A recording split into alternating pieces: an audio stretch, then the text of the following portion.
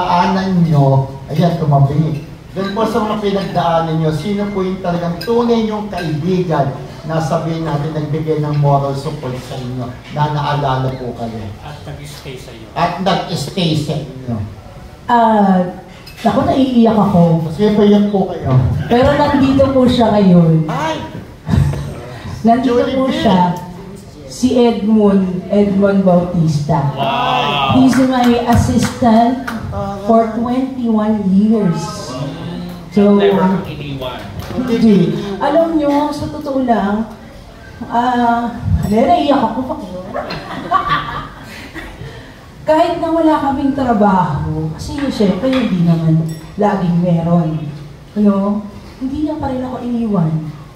Nagbuntis ako, parang kulang na lang siya yung maging ama ng anak ko.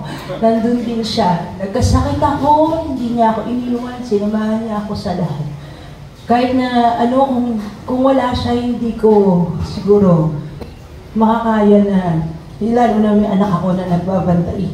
Nagbabantay siya ng mga anak ko habang ako nagpapacheck up, nagpapagaling. Kaya napakalaki ng utang na loob ko kay Edmond.